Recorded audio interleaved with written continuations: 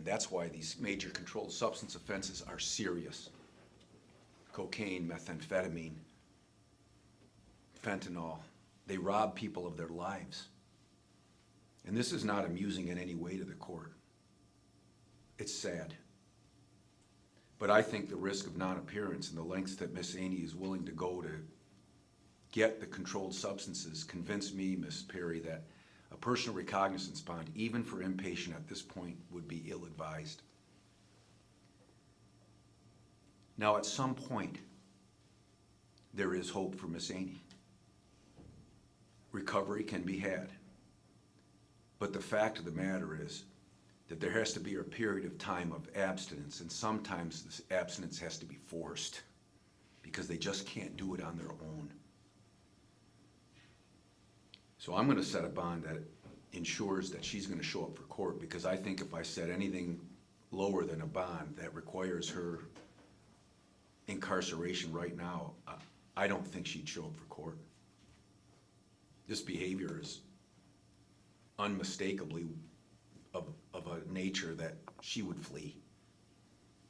She was on abscond status from parole, provided a false name, fled the police car after she was in custody, broke into somebody's house allegedly to get away, and then in handcuffs behind her back was able to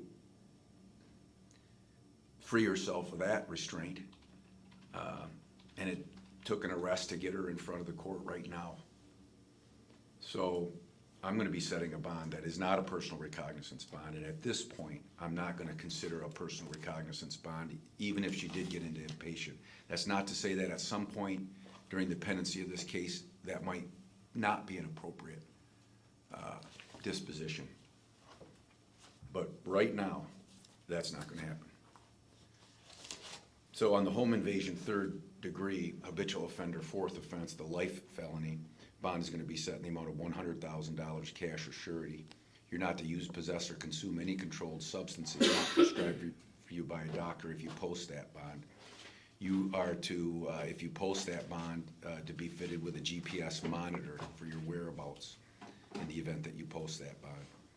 On the escape, lawful custody, and the malicious destruction of police or fire property, bond is set in the amount of $150,000 cash or surety with the same conditions, that you not use or possess any controlled substances that are not prescribed for you by a doctor. If I didn't say it, on both cases she'd be subject to random testing if she posts that bond, and on this one likewise she would be have to be fitted with a GPS monitor for her whereabouts. Now I assume there's going to be a parole hold. Is that what you alluded to, Mr. Roberts? That's what we were told by the parole department, yes. All right, so this all may be somewhat academic, but in case there's not a parole hold, these bonds are designed to hold you where you're at right now.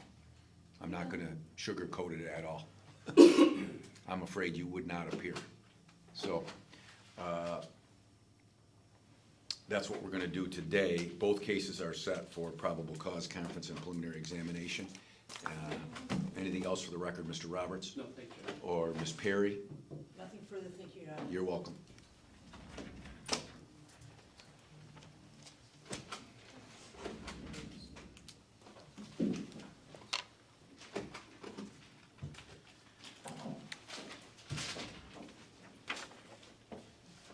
All right, we have Mr. McIntaffer with us, is that right?